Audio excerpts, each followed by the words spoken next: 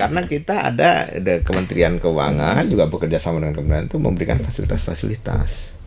Ya kayak di kita ada pembebasan, ada pembinaan, lalu mencarikan pasar, bekerja sama dengan Kementerian Luar Negeri gitu ya. Tadi karena kita harus memastikan pergerakan orang ya bekerja sama dengan imigrasi, barang, uang bekerja sama dengan otoritas jasa keuangan dan perbankan segala macam, dokumen dengan kementerian lembaga terkait, dan transport dengan Kementerian Perhubungan itu adalah benar. Karena apa? Kalau itu tidak diawasi bisa mengganggu industri dalam negeri, bisa mengganggu juga dalam hal community protection, bisa bahan-bahan berbahaya, terorisme dan lain sebagainya masuk. Assalamualaikum warahmatullahi wabarakatuh. Tribuners, jumpa lagi bersama saya Septiana Cahyani dalam podcast Malang Live. Peredaran rokok ilegal yang menyebar luas di masyarakat membuat Bea Cukai memberantas habis-habisan peredaran rokok ilegal ini. Bea Cukai juga menjadi alat pelindung masyarakat dari peredaran barang-barang ilegal serta sebagai pengawas kegiatan ekspor dan juga impor. Maka dari itu, pada kesempatan kali ini kita akan membahas tentang arti penting cukai bagi masyarakat dan juga negara. Telah hadir di studio Tribun Jatim Network Bapak Insinyur Agus Sudarmadi MSc selaku Kepala Kantor Wilayah Direktorat Jenderal Bea Cukai Jawa Timur II. Assalamualaikum warahmatullahi wabarakatuh, Pak. Waalaikumsalam warahmatullahi wabarakatuh. Baik, sehat ya Pak ya? Alhamdulillah. Alhamdulillah sehat.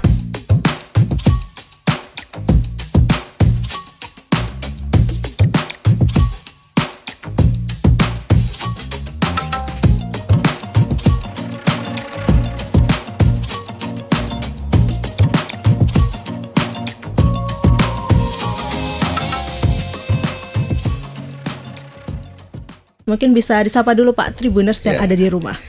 Assalamualaikum warahmatullahi wabarakatuh. Selamat pagi Tribuners. Saya Agus Sudarmadi, Kepala Kantor Wilayah Direktorat Jenderal Bea dan Cukai Jawa Timur II, akan berbincang-bincang ya tentang bagaimana sih sebenarnya peranan Bea dan Cukai di Indonesia. Baik, terima kasih Pak Agus Sudarmadi atas waktu dan kesempatannya telah hadir di studio Tribun Jatim Network ini Pak. Sama-sama. Dan untuk kita mengawali pertanyaan pertama ya Pak ya, ini pembuka Siap. pertanyaan. Mungkin bisa dijelaskan terlebih dahulu Pak kepada Tribuners yang ada di rumah, apa sih pengertian dari Bea Cukai itu sendiri? Baik, Tribuners, sebelum kita bicara tentang Bea dan Cukai, maka saya akan membawa sebenarnya tentang falsafah kehidupan gitu ya. Nah, jadi kehidupan di dunia ini kan penguasa tertingginya manusia. Orang ketemu orang. Nah, ketika orang ketemu orang, itu pasti membutuhkan sesuatu yang disebut dengan barang. Jadi ada orang, ada barang. Lalu terjadilah alat tukar. Ya, untuk mendapatkan barang itu memerlukan alat tukar yang dinamakan dengan uang. Barang, orang ketemu orang, ada barang, ada uang. Nah, masalahnya adalah ketika melewati, bergerak, apakah itu lokal atau internasional, karena ada border, maka perlu dokumen. Dan terakhir, untuk membawa barang itu diperlukanlah transport. Nah, sekarang barang pun sudah berkembang, ada yang tangible, ada yang intangible, uang pun demikian. Nah, ini adalah sebenarnya sejarah peradaban manusia. Kalau kita mau meruntut kepada kitab suci, pajak pertama ya, itu adalah ketika Nabi Adam sudah turun, lalu terbentuklah suku, klaster dan lain sebagainya. Isu pertama adalah ketika melewati suatu daerah. Nah, sesuatu daerah itu ada yang disebut dengan border, karena ada kepentingan masing-masing kelompok. Tadi, kepentingan orang membutuhkan barang, perlu alat tukar uang, dan uang itu perlu ada dokumen ya, apakah legal atau tidak legal, boleh masuk atau tidak masuk. Ada nggak? Satu barang boleh di satu negara atau satu tempat, tetapi di tempat lain menjadi tidak boleh. Dan itu adalah kewenangan dari masing-masing internal mereka. Nah, dari itu perlu ada transport. Nah, Bea Cukai bertugas untuk memberikan pelayanan dan pengawasan terhadap arus pergerakan orang, barang, dokumen, transport, dan uang juga. Ya, walaupun ada yang langsung ya seperti pemeriksaan barang, tetapi ketika barang kan pasti akan terkait orang, pasti akan dicek juga terkait dengan transaksi keuangannya, lalu transportnya dan sebagainya. Sehingga memang Bea Cukai itu ada di semua negara. Dari seluruh negara, baik yang besar atau kecil, pasti ada Bea Cukai. Bahkan kalau lihat dari sejarah peradaban, institusi pertama ketika ada kelompok, itu adalah institusi yang disebut kepabeanan dan cukai tadi. Karena tadi, Tugasnya adalah melayani, mengawasi, dan melindungi. Jadi ada 4 fungsi tadi. Melayani, mengawasi dan melindungi masyarakat ya yang ada di suatu tempat atau daerah itu tadi. Jadi itu 5 pilar kehidupan manusia. Orang ketemu orang, butuh barang, perlu uang, dokumen, transport, bea cukai terlibat di dalamnya. Oke, berarti itu ya Pak ya, kayak sejarahnya dari bea cukai sendiri, kehidupan manusia itu sendiri ya Pak ya, dari pertama kali pajak pertama bea cukai ya Pak ya. Dari sejarah peradaban. Tapi kalau misalkan seberapa penting Pak bea cukai itu bagi masyarakat dan juga negara itu? Bayangkan gini, ada barang-barang, ada konten-konten atau apalah gitu ya, yang baik itu tangible atau intangible tidak dibutuhkan atau berbahaya bagi suatu masyarakat. Kalau tidak dilakukan pengawasan, tidak dilakukan pembatasan, contoh paling gampang adalah misalnya kita ada tekstil gitu ya, masuk tekstil dari luar negeri tanpa melalui proses pemeriksaan, mana yang boleh, mana yang diizinkan, makanan dan seterusnya. Dan yang paling berbahaya adalah ketika menyangkut community protection ya. Saat ini kita lihat perkembangan pergerakan drugs, narkotika, psikotropika itu luar biasa. Iya, luar biasa. Dan ketika kita bekerja sama dengan instansi penegak hukum lain, itu tangkapannya nggak hanya 1 gram, 2 gram. Kalau sudah melewati border, di mana community protection adalah bagian dari tugas bea cukai, itu jumlahnya sangat besar. Jadi pentingnya adalah tidak ada satu negara pun yang tidak ada bea cukainya. Ketika bea cukai tidak berfungsi, maka lalu lintas barang, orang, dokumen, dan transport tadi tidak terawasi dengan baik, tidak terdistribusi datanya kepada kementerian lembaga yang membutuhkan, maka bisa kebayang. Dan itu biasanya pada saat perang. Perang itu ya. Kayak ketika perang, chaos. Ya, barang kayak gitulah. Okay. Susah jadi. Dan kalau misalkan secara signifikan ya Pak ya, perbedaan dari bea dan cukai itu sendiri apa kira-kira? Ya, bea itu pabean. Ya, pabean itu gini. Jadi pabean adalah salah satu pajak karena melewati satu area atau daerah yang disebut dengan border. Ya, misalnya dari Indonesia dengan Malaysia ini ada border. Dulu kan saudara tuh, ya, terutama di perbatasan kayak di Kalimantan atau di Sumatera gitu kan, itu sebenarnya satu suku gitu ya, atau saudara. Tetapi begitu ada negara, di situ ada regulasi. Masing-masing negara punya kepentingan untuk melindungi internalnya. Seperti apa Pak? Misalnya gini, ada barang yang dibutuhkan, ada barang yang dilarang, ada orang yang boleh lewat, ada yang nggak boleh lewat, ada kalau sekarang konten-konten yang baik yang tangible, intangible boleh dilihat oleh masyarakat atau tidak, itulah kewenangan karena ada regulasi masing-masing. Tiap negara berbeda-beda. Nah itu kita harus menjaga itu. Nah sedemikian pentingnya itu, kalau itu tidak dilakukan bisa menimbulkan hal-hal yang negatif baik di sisi negara pengekspor ataupun di negara pengimpor. Ekspor juga bisa bahaya ketika ilegal. Ya contoh misalnya ada hasil bumi, tambang segala macam itu kan milik bangsa kita. Kalau kita tidak kontrol, tidak diawasi, tiba-tiba bergerak itu yang menggali siapa itu kan padahal hasil milik bangsa Indonesia, itu bisa berbahaya juga bagi ketahanan ekonomi. Secara prinsip, bea cukai itulah part dari yang disebut dengan ketahanan nasional. Makanya di berbagai negara itu levelnya sudah naik menjadi border and security. Jadi customs and border protection. Ya, jadi memang dari sisi pergerakan tadi ada pertahanan, itu yang di TNI ya. Terus ada penegakan hukum dan sebagainya, tapi ada ketahanan nasional karena menyangkut ekonomi, pergerakan tadi 5 pilar tadi. Bea cukai di situ mempunyai tugas atau fungsi yang sangat besar. Fungsi yang sangat besar tadi itu ya Pak ya, untuk melindungi negara Indonesia itu sendiri. Betul, dan itu juga toolsnya kan melalui penerimaan negara.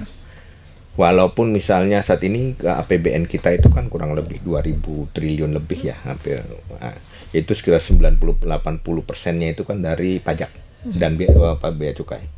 Dari bea cukai itu kurang lebih sekitar 450 triliunan per tahun nanti dari pabean dan cukai. Tetapi dilihatnya adalah bukan dari uangnya, karena terfasilitasi, karena diasistensi, ekonomi bergerak.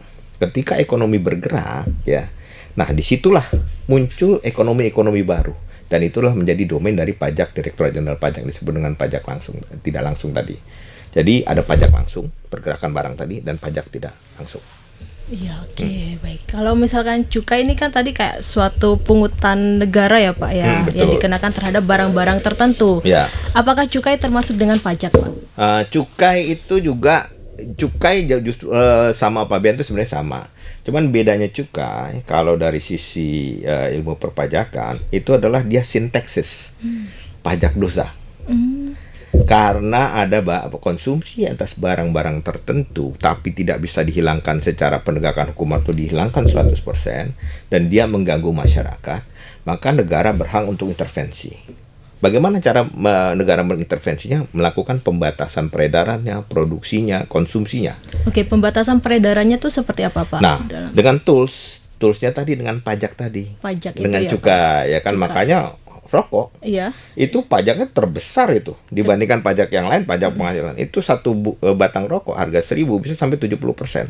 Sebelum dia dijual, negara ambil 70% sampai 60%. Untuk apa? Tadi karena ini dia orang merokok, orang meminum minuman keras atau melakukan aktivitas yang di undang-undang itu di plastik dan lain sebagainya, gula, itu bisa membahayakan masyarakat. Maka negara mengambil uang ini ya dari konsumernya tadi untuk apa? Dikembalikan lagi kepada masyarakat. Dalam teori perpajakan disebut dengan internalized externalities negatif. Jadi ada akibat karena konsumsi barang tertentu, dia itu bisa berbahaya ya. Lalu negara ngambil untuk apa? Dikembalikan kepada masyarakat yang terdampak. Nah, mekanismenya di situ. Jadi pajak dari cukai di situ. Bedanya dengan pabean. Kalau pabean tadi untuk community protection nggak boleh masuk dari luar atau dari dalam, keluar. Nah, caranya apa? Tadi di pajak, perizinan dan lain sebagainya, atau bahkan tidak boleh bergerak sama sekali. Nah, kalau cukai, barang-barang ini sepanjang terdaftar membayar pajak boleh bergerak, tapi diawasi tadi peredarannya, konsumsinya. Ya, rokok kan itu kita tahu lah berbahaya bagi kesehatan. Tapi jangan lupa dari sektor rokok hampir 300 triliun lebih penerimaan dari negara, dan multiplier efeknya ekonomi dari industri hasil tembakau itu di Jawa Timur saya masih melihat sebagai sosok guru ekonomi itu. Ya. Kalau dimatiin ya ada nggak penggantinya kan gitu. Ya, itu tugas negara melihat Dan kalau itu. misalkan kita berbicara tentang rokok ini ya Pak ya, sekarang ini kan lagi booming rokok ilegal ya Pak ya, peredaran rokok ilegal. Katanya peredaran rokok ilegal di pasaran ini masih marak ya Pak ya. Pelaku usaha menilai bahwa salah satu pemicunya itu karena kenaikan tarif cukai hasil tembakau naik signifikan 10% ya Pak ya. 2 tahun terakhir yaitu 2023-2024. Seperti apa Pak? Nah, jadi bicara tentang rokok gini, saya kebetulan 2 tahun di sini, saya banyak sekali melakukan selain memang pelayanan penegakan hukum, juga melakukan salah satu tugas saya itu untuk sosiokultural. Jadi mencari gitu ya, kenapa ini rokok ini begitu besar. Saya bertemu dengan saya ke pesantren-pesantren, berbicara dengan akademisi ya, secara triple helix bahkan ke pentahelix. Jadi Bapak berkunjung ke pesantren-pesantren untuk melihat untuk memberikan masukan-masukan, juga bekerja sama. Nah, bicara tentang rokok tadi kan sebelum ada negara, itu adalah suatu hal aktivitas yang tadi sah-sah saja. Ya rokok ya. Bahkan di beberapa negara itu cukai itu bahkan kalau di sini nggak bakal mungkin lah. Di luar negeri kayak di Belanda, kayak hiburan malam itu kena dicukai. So, untuk apa? Untuk membatasi dan orang harus bayar supaya nanti bisa di trace and trace. Nah, karena itu dari awalnya nggak ada regulasi nih. Negara datang, ini bahaya nih asapnya, bisa pengaruh kepada kesehatan. Maka negara menghilangkan.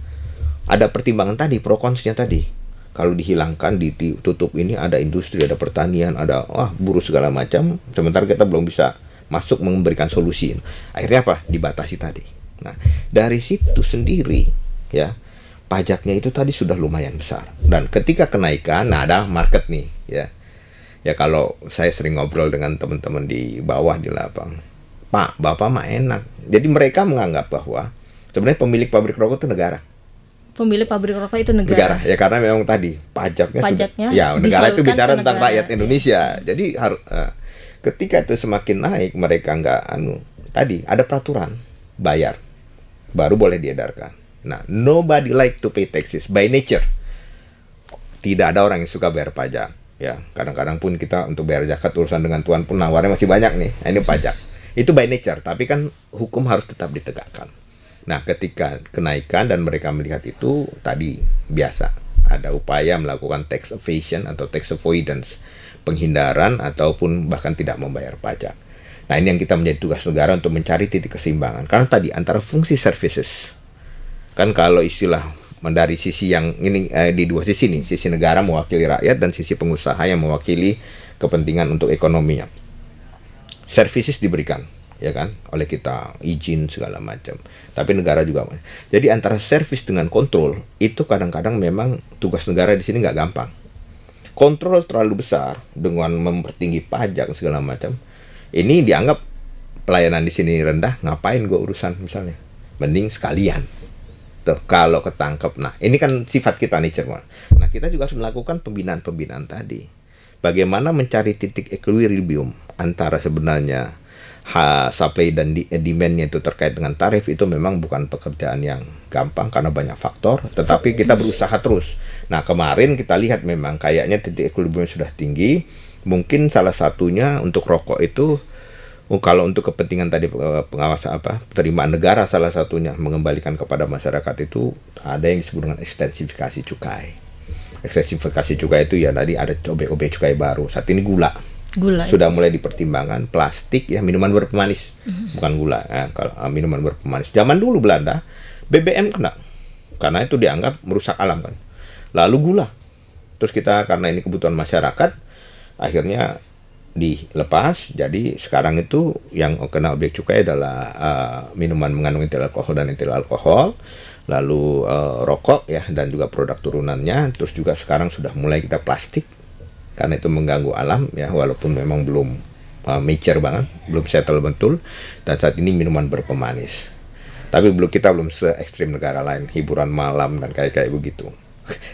Jadi kalau misalkan seperti negara barat mungkin hiburan malam tuh juga dikenakan tinggi cukai, ya, karena apa? Ada potensi penyebaran penyakit yang kalau negara tidak intervensi itu kan bisa kemana-mana. Makanya ketika masuk hati-hati di sana. QR Code sudah bekerja di situ. Tapi kalau misalkan barang dikenai cukai itu ciri-cirinya seperti apa, Pak? Dia barang yang dibatasi, perlu dikendalikan.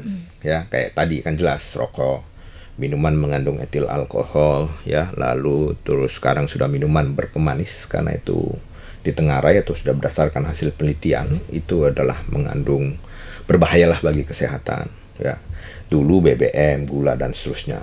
Plastik ya, cukai plastik juga dikendalikan atau perlu diawasi gitu ya. Dan ada juga pemakaian dapat mengakibatkan dampak negatif. Oke, berarti intinya itu yang merugikan diri sendiri ya Pak, dan juga dan merugikan masyarakat juga luas. Sementara ini nggak bisa secara hitam putih. Nah, gitu harus ada pendekatan atau alternatif lain. Dan tadi kenaikan tarif 10% ini dikenakan itu faktornya kira-kira faktor lainnya seperti apa, Pak? Tadi menyeimbangkan antara fungsi kontrol dengan fungsi pengawasan melalui tools. Jadi tools ini kan revenue, pajak ya. Jadi pajak ya cukai itu adalah bukan alat untuk sekedar mencari penerimaan negara, tapi lebih kepada tadi mengawasi peredaran, membatasi penggunaan dan seterusnya. Bahkan kan diatur juga tuh siapa yang boleh dan seterusnya. Nah, di sini nih nggak mudah nih, ya. Karena ketika negara terlalu eksesif masuk sini, naikkan setinggi-tingginya, di sini waduh gitu ya.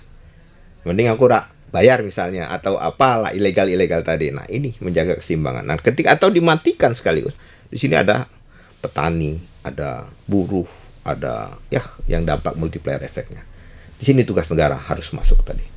Oke, berbicara tentang petani ya Pak ya, petani tembakau. Tembakau itu kan merupakan salah satu komoditas yang termasuk barang kena cukai ya Pak ya, benar tidak Pak? Jadi gini, bukan hasil tembakau kena cukai, hasil tembakau, hasil produk non. Jadi kalau tembakau dikunyah-kunyah saja atau dijadikan penyedap ya nggak masalah, gitu. Tapi hasil ketika dia diubah menjadi bahan rokotis, ya, tembakau iris atau menjadi rokok, di situ tadi. Kenapa? Mudah digunakan oleh masyarakat dan itu berpotensi ada bahayanya secara kesehatan dan lain sebagainya.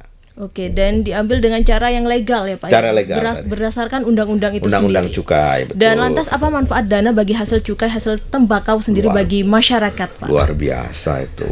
Untuk Jawa Timur itu kurang lebih hampir 2 triliun lebih. 2 triliun lebih. Ada satu kabupaten yang dapat sekitar berapa ya, 400-300 saya lupa. Tapi detailnya nanti itu ada ya. Itu PAD-nya sendiri.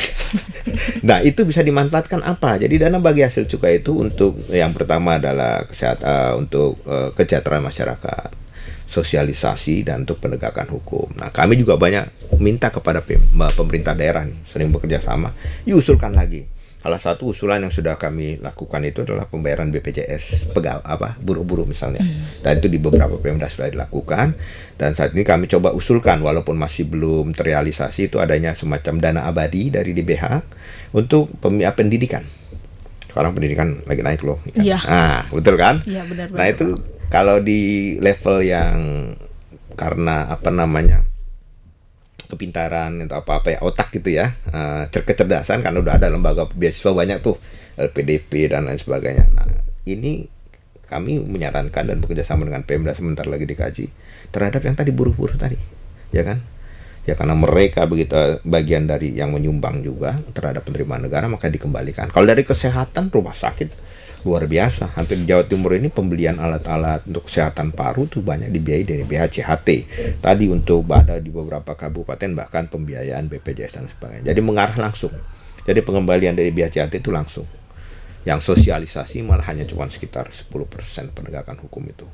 Lebih kecil. Jadi lebih banyak ke arah sana. Ke arah sana itu. Ya, dan juga kami juga bekerja sama sudah dengan beberapa perguruan tinggi ngobrol tadi terkait penelitian tembakau ini, selain untuk ini bisa digunakan untuk apa aja sih? Kira-kira manfaat tembakau, manfaat yang lainnya itu dari hasil penelitian banyak kan. Ada yang kemarin itu sudah bisa menjadi anti serangga atau apa, jadi yang tidak dikonsumsi langsung tetapi bisa dimanfaatkan banyak sih sebenarnya, tapi memang belum settle banget, belum mature banget. Ya berarti tembakau ini banyak sekali manfaatnya ya Pak ya. Kan dari dulu. Indonesia dijajah karena cengkeh, karena tembakau, karena pala, karena rempah-rempahnya ya Pak itu. Ya, dan kalau misalkan langkah bea cukai Pak untuk mencegah peredaran rokok ilegal sendiri di masyarakat itu seperti apa? Ya, jadi ada satu pasti, kita ini kan nama ilegal, penegakan hukum, ya. Tapi penegakan hukum kan nggak bisa serta-merta. Penegakan hukum ada yang preemptif, ada yang preventif, ada yang kuratif. Nah, preemptif ini salah satunya yang kami lakukan di sini Jawa Timur adalah melakukan pendekatan sosiokultural.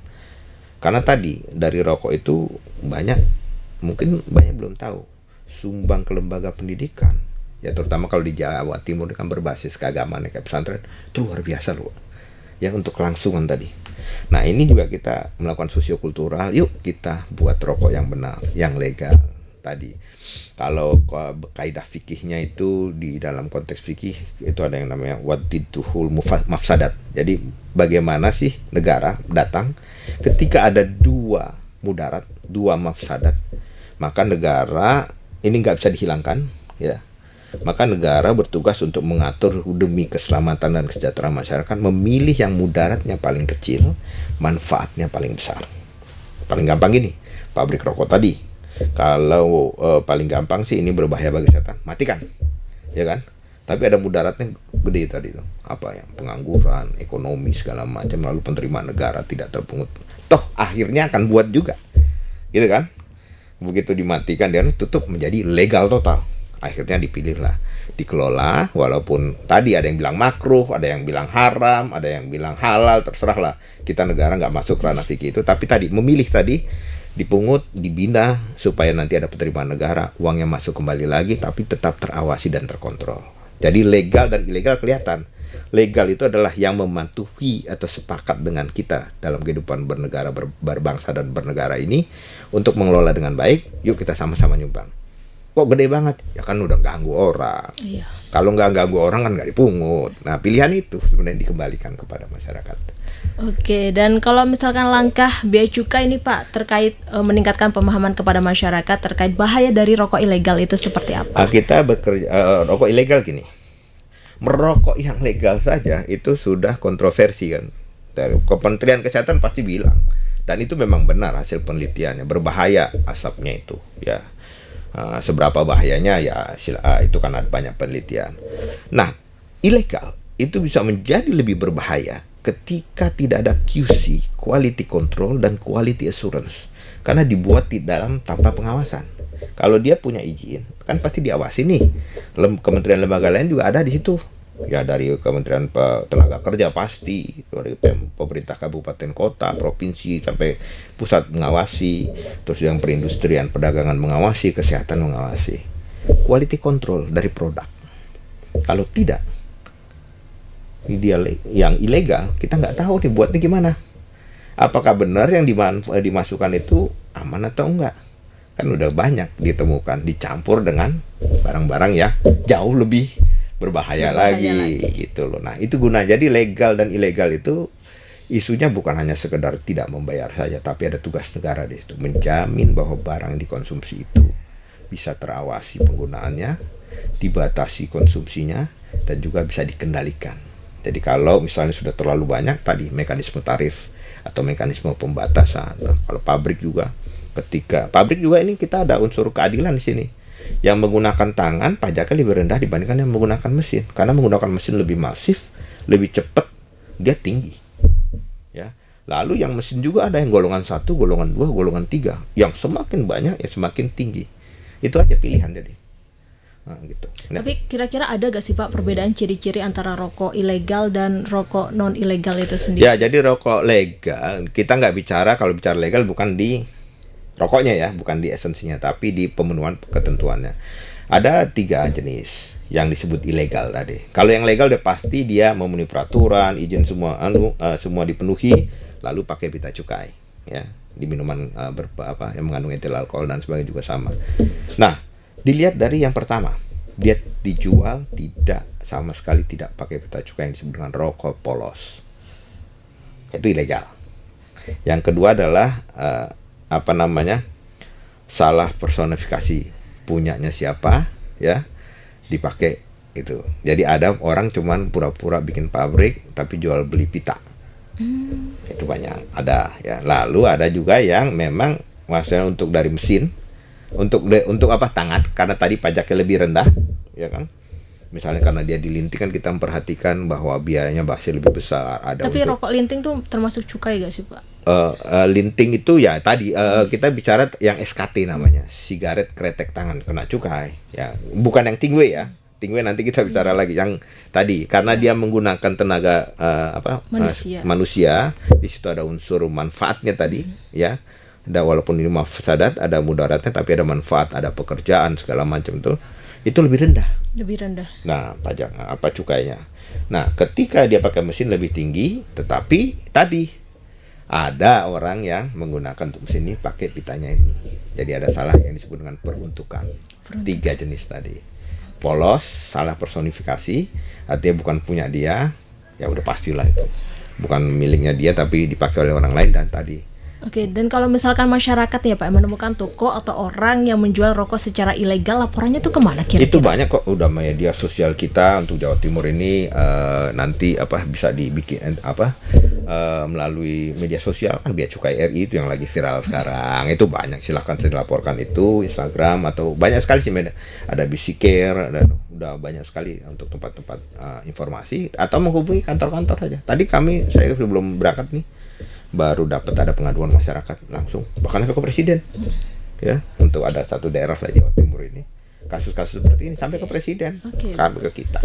Berarti bebas laporkan saja kemana saja. Berarti Bea Cukai ini cepat tanggap ya Pak terhadap laporan-laporan dari masyarakat luas. Karena kalau enggak paling gampang dibully.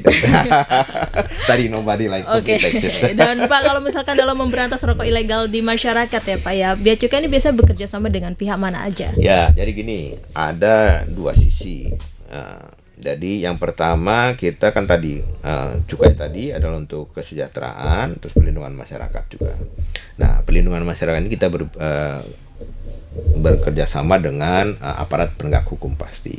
Nah, karena ada DBHCHT, untuk Jawa Timur ini kita erat sekali dengan Satpol PP. Ya, karena yang langsung ke masyarakat. Jadi dengan Satpol PP banyak sekali melakukan kegiatan gempur rokok ilegal ya. Lalu dengan menggunakan media-media sosiokultural, wayang, sholawatan, pengajian dan seterusnya. Nah, itu jadi dengan aparat penegak hukum. Nanti kalau udah diproses berkenaan dengan polisi. Bahkan kalau sudah antar daerah juga bisa dengan di perbatasan, kita malah dengan TNI juga cukup banyak melakukan kegiatan. Berarti kerjasama dengan aparat-aparat keamanan, Satpol PP, polisi, TNI dan lain sebagainya ya Pak. Betul, termasuk dengan masyarakat, tokoh masyarakat juga, tokoh-tokoh masyarakat gitu. Ya, dan kalau misalkan ya Pak ya, kalau misalkan ada pedagang nakal atau pengedar yang masih tetap menjual rokok ilegal, padahal itu tuh tidak dibolehkan gitu Pak. Apakah ada sanksi atau denda yang pasti ada. Jadi gini, pertama gini, kami selalu tadi karena tadi ada unsur untuk community protection dan juga ada facilitation dan industrial assistance, kita ngelihat rantainya nih. Kan pasti ketika ada yang di bawah, ada yang di atas. Kita lebih prefer ke atas. Tetapi ketika putus ini juga pasti ada lah informasi. Pedagang pun banyak lah, ada pedagang besar, pedagang kecil. Nah, yang selalu kita di awal tuh preemptif tadi. Ya, sebelum terjadi kita melakukan banyak sekali upaya-upaya ya, melalui dengan peraturan segala mencegah. Jadi sebelum timbul tuh kita sudah tahu bakal begini-begini, nah, lalu melakukan kegiatan preventif tadi, sosialisasi dan lain sebagainya. Lalu baru tindakan yang kuratif tadi. Pada prinsipnya berdasarkan undang-undang tidak membedakan mana pedagang mana ketika dia memperjualbelikan. Jadi kalau di kepabeanan dan cukai itu ketika dia sudah dipindah tangankan untuk diperjualbelikan, itu ada isu di situ, yaitu melanggar undang-undang. Nah, itu bisa kena sanksi administrasi, bisa kena pidana penjara, bisa dua-duanya, pidana denda dan pidana administrasi tergantung pasal yang dilanggar. Itu sih. Oke, tadi kan Bapak menyebut kalau misalkan barang yang kena cukai itu barang yang merugikan diri sendiri atau masyarakat luas ya Pak, dan juga negara. Dan kalau misalkan bea dan cukai ini kan penting sebagai pelindung masyarakat dari peredaran barang-barang ilegal ya Pak ya, dan sebagai pengawas kegiatan ekspor dan juga impor. Ya. Nah, setelah barang itu disita, misalkan disita ya Pak ya, kemana Pak perginya barang kita? Jadi disita itu gini. Disita adalah karena dia ketika memasukkan itu ada dua isu. Tidak memberitahukan, yang disebut dengan penyelundupan murni, ya misalnya pakai kapal-kapal langsung masuk ke udara pantai, atau memberitakan dengan salah. Semua kan di dunia ini nggak ada yang udah nggak diketahui lah kalau dengan data digital itu ya, harga segala macam. Jadi ketika masuk ini diberitahukan ini harga diberi, langsung ke kelok itu di sistem kita. Oh, ini pemberitahuan tidak benar. Nah, dari situ kan kelihatan ya bahwa kita itu harus pertama tadi sebelum agar tidak salah tadi beritahukan dengan benar ya, dengan harga dan seterusnya. Nah, ketika itu tidak, maka itu kita akan melakukan akan kena di sistem. Nah, ketika kena di sistem itu tadi resikonya ada yang pidana denda tambah bayar, atau kalau dia melanggar ketentuan terkait dengan pidana yang lain, itu dia harus ditahan segala macam. Nah, itu hati-hati aja. Kalau ditahannya tuh, nah itu tadi yang tadi juga yang disebutkan untuk di mana disita. Kita memberi waktu misalnya untuk kepabeanan itu dari itu 30 hari. 30 hari berarti tidak diurus ya, tidak diurus itu menjadi barang tidak dikuasai. Lalu ya, yang baru itu tidak dikuasai, kalau nggak salah 60-90 menjadi dikuasai oleh negara. Nah, ketika tetap nggak diurus maka menjadi barang milik negara. Nah, barang milik negara ini pindah statusnya dari yang tadi dalam proses di bea cukai menjadi barang milik negara, itu biasanya oleh Direktorat Jenderal Kekayaan Negara. Itu ada dua pilihan. Negara berhak kan, karena nggak diurus ya artinya melanggar. Di sini ada negara tadi udah dikasih waktu menjadi barang milik negara, bisa dimusnahkan. Dan itu selalu kalau rokok biasanya kita musnahkan, nggak mungkin atau dihibahkan, disumbangkan, atau bahkan juga untuk dipakai kepentingan masyarakat atau negara lainnya. Kalau rokok dimusnahkan. Kalau barang bisa jadi contoh paling gampang, misalnya kita nangkap mobil nih ya di perbatasan banyak itu. Nah, biasanya terus dengan proses-proses itu karena nggak ada yang ngurus dan nggak ada yang mau ngakui, negara ngambil misalnya lalu dihibahkan dan seterusnya. Tapi bisa dikasih tips gak sih Pak bagaimana agar masyarakat tidak mudah tertipu pada lelang ilegal, mulai dari membeli barang lelang itu seperti apa? Ini websitenya yang resmi, nggak ada itu WA gitu. Kalau udah WA langsung ke nomor pribadi, apalagi dari nomor pribadi, itu pasti bohong, tipu. Termasuk juga kalau yang kirim-kirim barang ya, nggak ada itu, kecuali memang mereka sudah ada perikatan dengan perusahaan masing-masing ya, artinya udah ke perusahaan lalu ada itu tuh memang komunikasi pribadi mereka. Itu saja sih lembaga yang resmi. Tadi ada lembaga lelang Go ID itu ada di situ, silakan, banyak sekali. Oke, dan juga Kepala Subdirektorat Humas dan Penyuluhan Bea Cukai Encep Dudi Ginanjar ini pernah mengatakan ya Pak ya, bahwa penipuan lelang mengatasnamakan bea cukai ini masih marak ditemui dan sangat berpotensi menimbulkan kerugian bagi masyarakat itu sendiri ya Pak ya. Iya. Berarti sudah masih marak ya Pak ya. Iya, literasi tadi ya, karena ya dengan semakin jadi gini, ketika penegakan hukum dengan kepatuhan itu kayak Tom and Jerry lah, ubur-uburan nggak pernah selesai. Ketika kita sudah punya teknologi, akan ada lagi teknologi baru untuk mengcounter yang ini. Nah sekarang itu informasi kan masuk, ekonomi itu sudah ke arah personal. Dulu kan kita melalui manufacture ya, ada penyeliannya. Sekarang dengan teknologi berkembang, terus juga perdagangan secara digital itu bisa langsung ke personal, itu bisa cepat. Nah, ketika personal masuk informasi kepada personal itu harus dicek and recheck. Bener nggak nih dari lembaga resmi? Paling gampang gini aja deh. Ketika ada nomor 0812 sekian memberitahuan itu udah pasti palsu. Palsu ya. Karena negara nggak pernah begitu. Negara nggak pernah memberitakan secara pribadi, tetapi biasanya melalui media-media resmi atau website resmi yang dimiliki oleh pemerintah. Oke, tapi aman nggak sih Pak? Aman dan untung nggak sih Pak ketika kita membeli barang lelang di Bea Cukai ini untuk investasi? Ya pasti sudah ada lembaga kurasinya, itu sudah memenuhi ketentuan berapa dijual, bahkan kalau ada kerusakan itu diberitahukan kerusakannya apa, pilihan kepada masyarakat. Oke, Pak, saat ini kan sedang ngetren istilah just tip ya Pak, jasa titip. Biasanya tuh lagi ngetren di kalangan milenial atau Gen Z. Biasanya jasa titipnya tuh barangnya tuh dari luar Indonesia. Nah, kalau misalkan just tip itu sendiri dikenai cukai gak sih? Nah, gini. Ini juga sekalian edukasi nih buat Tribuners. Just tip itu salah satu tadi fenomena baru yang saya bilang tadi. Ekonomi digital dari manufacture, dari factory, ya dari pihak ketiga atau yang resmi, yang besar-besar gitu, penyelia di tengah langsung kepada personal sekarang. Nah, ketika di just tip itu kita umpamakan gini, jadi orang menitipkan uang kepada personal. Nah pertanyaannya, personal ini bersifat sebagai personal saja atau dia sebagai company? Itu dua hal yang berbeda. Kalau personal, ketika dia keluar negeri, dia akan dapat fasilitas pembebasan sebanyak kalau nggak salah $500 itu. Kalau dia beli barang itu nggak kena pajak, tapi lewat dari itu kena pajak. Tapi kalau dari company, di bawah itu pun sudah masuk. Nah, just tip itu banyak kan nitip doang. Nitip. Udahlah modusnya kita hafal. Ada yang barangnya pura-pura kayak bekas gitu. Udah hafal lah kita di lapangan. Dicopot, bungkusnya dikirim. Via resmi. Bungkusnya doang tuh. Bungkusnya barang-barangnya pura-pura kayak pernah dipakai bekas. Nah, pertanyaan kan kita juga punya data. Ketika Anda keluar negeri, bawa barang kan udah ketahuan itu, ketika di Excel itu ada datanya semua. Jadi di era sekarang kita nggak ketahuan tuh karena belum ketahuan, bukan karena tidak diketahui. Belum ketahuan karena data udah ada semua. Begitu bergerak masuk X-ray apa saja ya. Nah dari situ ketika pulang berapa koper yang dibawa segala macam, berangkat berapa koper itu ketahuan. Jadi kalau dibilang itu diobrak-abrik segala macam pasti ada sesuatu. Nggak mungkin Bea Cukai itu membongkar-bongkar kalau tidak ada informasi in advance atau pre gitu. Bahkan kerjasama kita sudah sampai ke penerbangan internasional di luar negeri ya. Nah itu tadi just tip tadi, dia sebagai personal atau bukan? Ketika personal hanya dapat $500 pembebasan, lebih dari itu dia harus bayar pajak. Nah ketika dia ditagih terhadap barang yang pura-puranya berangkat cuma 1 koper, pulang bawa 4 koper.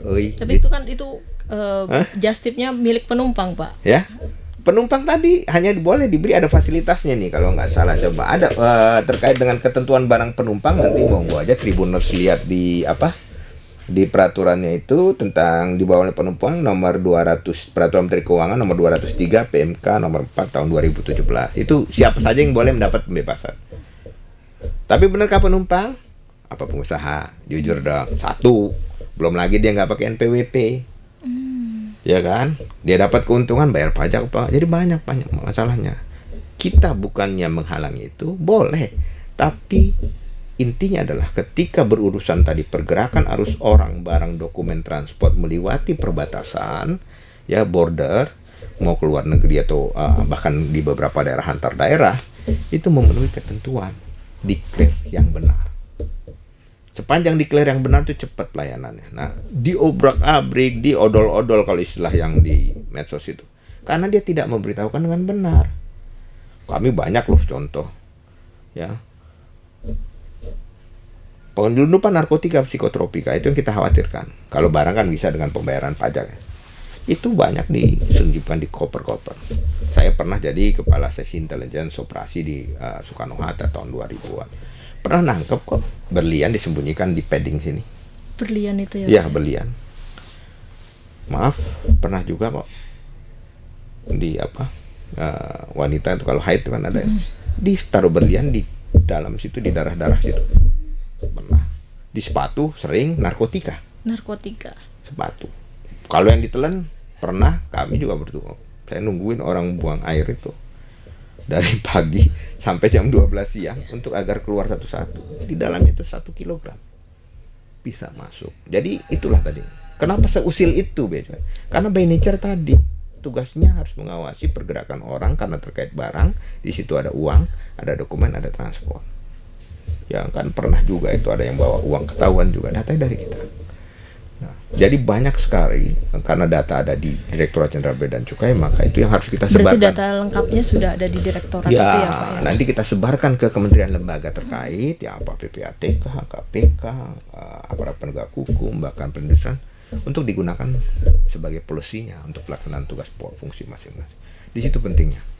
Bea Cukai bagian dari ketahanan nasional. Gitu. Oke, Pak. Kalau misalkan kita berbicara tentang UMKM ya, Pak ya. Ya. Bagaimana cara Bea Cukai ini mendukung atau membina ekspor UMKM itu sendiri? Itu menarik. Ini satu sisi lagi. Tadi kan kelihatan nyebelin nih, sisi nyebelin ya. Sekarang sisi yang menyenangkan. Karena kita ada Kementerian Keuangan juga bekerja sama dengan kementerian itu memberikan fasilitas-fasilitas. Ya kayak di kita ada pembebasan, ada pembinaan, lalu mencarikan pasar, bekerja sama dengan Kementerian Luar Negeri gitu ya. Lalu ekspornya kita bantu dan seterusnya. Jadi banyak sekali. Untuk kemudahan-kemudahan itu bisa dimanfaatkan UMKM. Kenapa? Kenapa dibantu? Pertama memang warga negara Indonesia, pengusaha kecil, jujur. Kalau sama negara itu urusannya beritahukan dengan benar aja, pasti dibantu. Tetapi ketika diberitahukan tidak benar, di situ mulai masalah. Kenapa? Karena tadi perikatan hukumnya salah. Self declaration harus memberitahukan secara benar. Ketika tidak benar, ada pasal-pasalnya tuh. Dengan sengaja kah? Tidak sengaja kah? Apakah dia bohongnya 100% atau memang dicampur-campur dan sebagainya. Oke, tapi cara membinanya. Ya, kita ada Kemenkyu 1, ada program pembinaan UMKM ya, mulai dari produksi, kita bekerja dengan Kementerian Pertanian dengan pemerintah kabupaten kota itu produksi, lalu kan kita carikan juga solusi ya. Solusinya dengan di Bea Cukai bekerja sama dengan kementerian lembaga itu menjadi inisiator membentuk National Logistic Ecosystem, semacam platform agregator. Jadi di situ nanti ada platform-platform, kita dekatkan mereka sampai ke ekspornya dibantu. Kalau ekspor UMKM itu ada jalur khusus lah. Jalur khusus? Ya diberikan, ya, diberitahukan, lalu nanti tidak dipungut biaya sama sekali. Berarti gratis semua ya Pak ya? Difasilitasi oleh Dirjen Bea Cukai untuk ekspornya. Nanti di pemasaran Kementerian Luar Negeri, kadang-kadang dengan Kementerian Perdagangan Industri kita juga sering melakukan roadshow, atau bahkan di beberapa tempat sudah kita kerjasamakan antar negara. Ketika barang mereka masuk, kita juga minta barang kita masuk, terutama untuk UMKM. Tapi kriteria UMKM yang dibina oleh Dirjen Bea Cukai itu seperti apa kira-kira? Ada kita ikut yang diatur oleh Kementerian Koperasi dan juga Kementerian Lembaga terkait, pemerintah kota kalau menyebut dia UMKM kita lihat. Oke, dan ini program pembina UMKM ini dilaksanakan sejak kapan Pak? Udah lama ya. Udah lama. Bukan kementeriannya aja, ada Kementerian Koperasi dan UMKM udah. Sebenarnya dari dulu lah. Cuman memang kan sekarang karena tadi tren ekonominya berubah tadi. Dulu kan mungkin dikumpulin ada yang besar atau apa gitu ya atas nama. Sekarang orang kan bisa langsung. Saya juga kemarin luar biasa itu salut dia dengan kegigihannya, dan Tuhan juga berikan jalan rezeki itu yang kayak bagi kita ini kayak sabut-sabut tapi buat pot itu bisa sampai ke Jepang dan laku. Ternyata di Jepang jadi istilahnya disukai betul. Seperti itu. Wah, di sini kita apaan sih sabut kelapa? Gitu. Berarti ada manfaatnya dari sabut kelapa itu sendiri ya Pak ya. Betul. Mungkin terakhir ada pesan yang ingin disampaikan Pak Agus untuk Tribuners yang ada di rumah. Baik, Tribuners, kita harus memastikan pergerakan orang ya bekerjasama dengan imigrasi, barang, uang bekerjasama dengan otoritas jasa keuangan dan perbankan segala macam, dokumen dengan kementerian lembaga terkait, dan transport dengan Kementerian Perhubungan itu adalah benar. Karena apa? Kalau itu tidak diawasi bisa mengganggu industri dalam negeri, bisa mengganggu juga dalam hal ini community protection, bisa bahan-bahan berbahaya, terorisme dan lain sebagainya masuk. By nature memang kami tidak nobody like lah ya. Sebagus apapun pasti ketika kan mesti antri dulu kalau lewat penumpang lewat itu, masukin ke X-ray. Tapi walaupun sebelumnya di belakang kita sudah ada tuh pakai anjing pelacak segala macam sudah kita cek. Nah, ketika yang masuk X-ray dibongkar itu pasti sudah ada isu.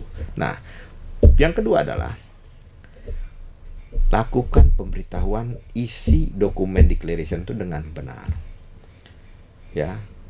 Pasti memang ada risiko bayar kalau memang ada lebih, tetapi itu jauh lebih baik daripada ketika tidak diberitahukan. Itu perikatan hukumnya adalah yang dipegang ketika Anda memberitahukan sesuatu yang diberitahukan, tapi yang tidak diberitahukan dianggap melanggar ketentuan, baik dengan sengaja atau tidak sengaja. Secara aturan itu bisa dikenakan denda bahkan hukuman. Nah, pajaknya mungkin nggak seberapa, 2-3%, tapi hukuman dendanya itu yang namanya kan efek jerah. Kalau hukuman itu bisa berkali-kali lipat, makanya ada tas harga 3 juta bisa kena 10-15 juta. Dan juga kalau nggak setelah diberitahukan dengan benar, urus secepat-cepatnya. Pengurusan ekspor impor itu kalau di kita itu sudah by system dan cepat ya. Nah, akan lambat kalau ada masalah tadi, yaitu harus memenuhi kayak misalnya kemarin kasus yang SLB ya, diberitahukan sebagai impor umum, tetapi ternyata itu barang bantuan, urus dong, karena kita nggak tahu. Nah, begitu itu 2 tahun nggak diurus-urus, baru diurus sekarang jadi masalah, tiba-tiba timbul biaya. Itu bukan biaya karena bea cukai kan nggak nyimpen barang itu, dia simpen di gudang-gudang, yang gudang-gudang ini juga adalah lembaga ekonomi. Nah, ini yang perlu tahu. Intinya tadi, beritahukan dengan benar, nggak usah takut ya. Ya kalau sudah berani beli ya berani bayar pajak. Karena apa? Tadi pajak tadi digunakan juga untuk masyarakat. Ya, niatkan saja itu. Insya Allah menjadi amal baik. Khairukum anfa'uhum linnas. Jadi pembayar pajak, manfaat kita. Ya, sebaik-baik manusia adalah membawa manfaat. Insya Allah pembayar pajak itu akan dicatat sebagai amal soleh lah. Oke, baik. Terima kasih Pak Agus Sudarmadi selaku Kepala Kantor Wilayah Direktorat Jenderal Bea Cukai Jawa Timur 2 atas waktu dan kesempatannya telah hadir di studio Tribun Jatim Network ini. Oke. Baik Tribuners, sampai di sini dulu perjumpaan saya kali ini. Saya Septiana Cahyani dan Pak Agus Sudarmadi pamit undur diri dan sampai jumpa kembali lagi dalam podcast Malang Live episode berikutnya. Assalamualaikum warahmatullahi wabarakatuh. Waalaikumsalam warahmatullahi wabarakatuh. Download Tribun X sekarang, menghadirkan lokal menjadi Indonesia.